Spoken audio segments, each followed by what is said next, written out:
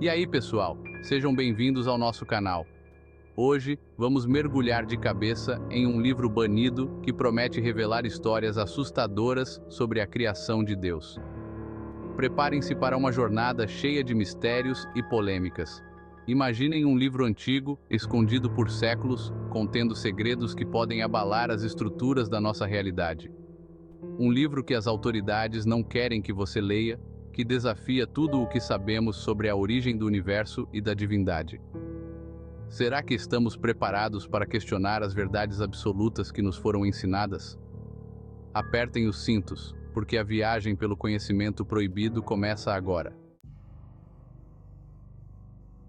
Nossa história começa em uma biblioteca antiga, empoeirada, com cheiro de mofo e papel amarelado, localizada no coração da Europa. Foi em um canto esquecido dessa biblioteca que nosso livro banido foi encontrado. Um livro sem nome, sem autor, com uma capa escura e desgastada que parecia ter absorvido os segredos dos séculos. Ninguém sabe ao certo quem o escreveu, nem quando, mas os poucos estudiosos que ousaram examiná-lo concordam. Ele é antigo, muito antigo. Acredita-se que o livro tenha sido escrito há séculos, talvez por um monge recluso ou uma alma corrompida por forças ocultas.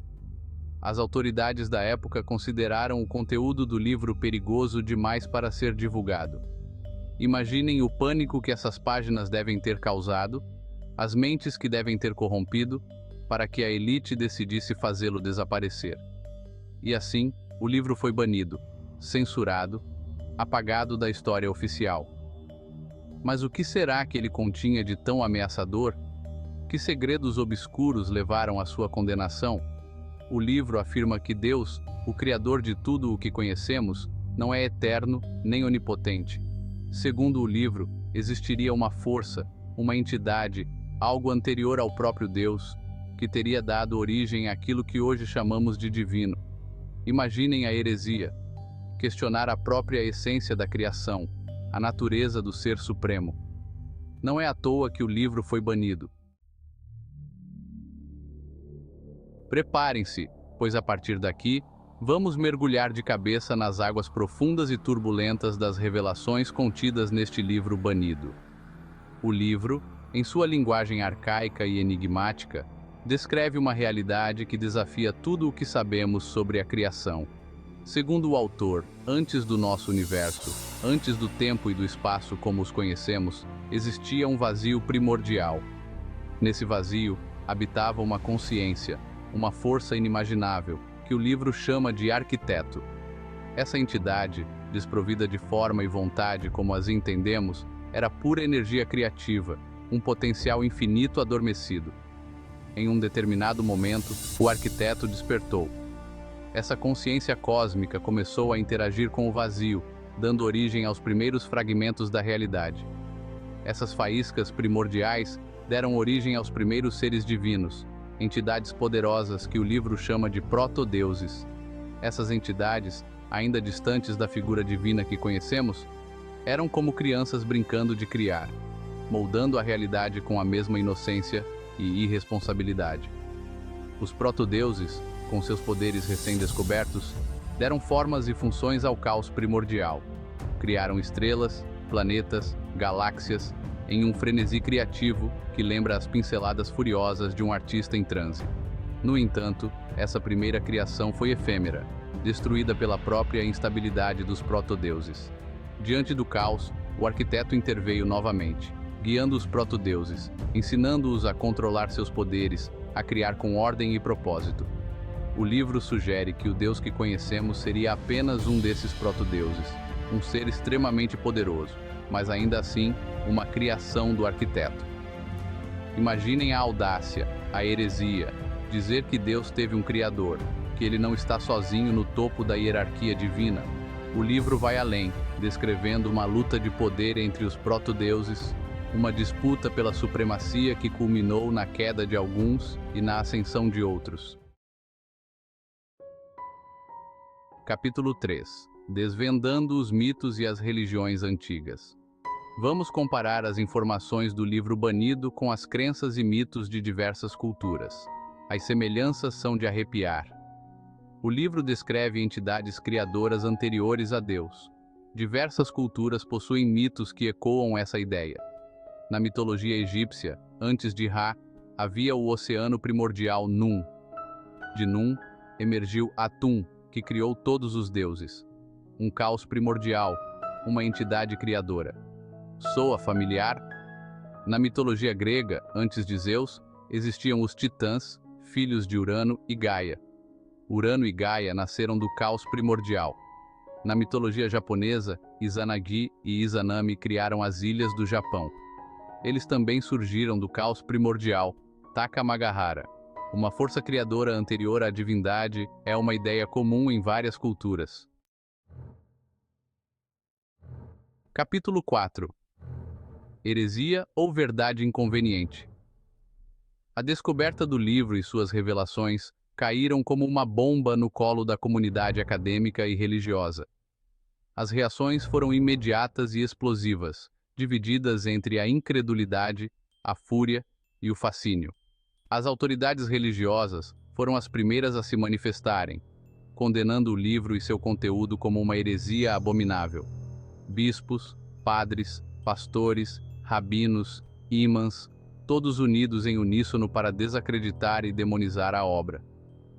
Acusações de blasfêmia, sacrilégio e apostasia ecoaram pelos púlpitos e minaretes do mundo. O livro foi chamado de instrumento do diabo, arma contra a fé e tentação para os fracos de espírito. Alguns chegaram a afirmar que a simples leitura do livro seria suficiente para condenar a alma eternamente. A comunidade acadêmica, por outro lado, se viu dividida entre a cautela e a curiosidade.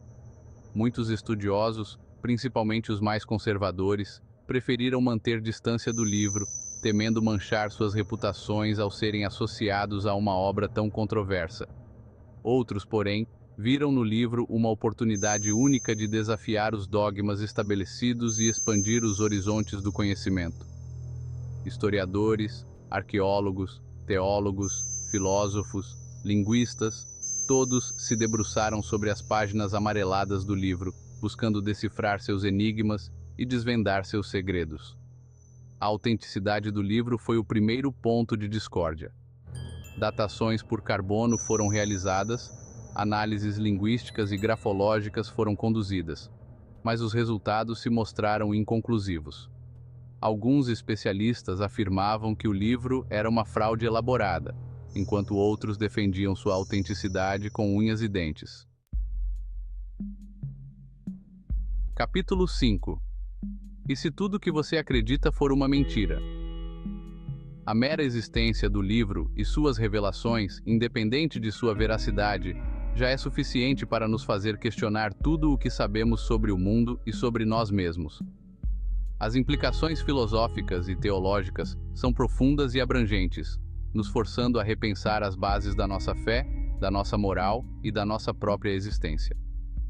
Se Deus não é o Criador absoluto, se Ele também foi criado, quem ou o que define o bem e o mal? Quem define o certo e o errado? Nossas leis, nossos valores, nossos princípios, tudo se baseia na crença de um Deus supremo, justo e misericordioso. Mas e se essa crença for baseada em uma mentira? E se a moralidade não for algo absoluto, ditado por uma entidade divina, mas sim uma construção social, mutável e subjetiva? E o livre-arbítrio? Se Deus não é onisciente, se Ele não conhece o nosso destino, será que realmente temos o poder de escolha? Ou somos apenas peças em um jogo cósmico muito maior, manipulados por forças que não compreendemos? A busca por respostas para essas perguntas pode nos levar a um caminho sem volta, um labirinto de dúvidas e incertezas. Alguns podem encontrar consolo na fé, se agarrando ainda mais às suas crenças, buscando refúgio na religião. Outros podem se voltar para a ciência, na esperança de encontrar uma explicação lógica e racional para o mistério da criação. Mas, e se a resposta não estiver nem na fé, nem na ciência? E se a verdade for muito mais complexa, muito mais estranha do que qualquer coisa que possamos imaginar? E então, o que você acha dessas revelações? Deixe seu comentário e compartilhe suas teorias conosco. Não se esqueça de se inscrever no canal e ativar as notificações para mais vídeos fascinantes sobre os maiores enigmas do mundo.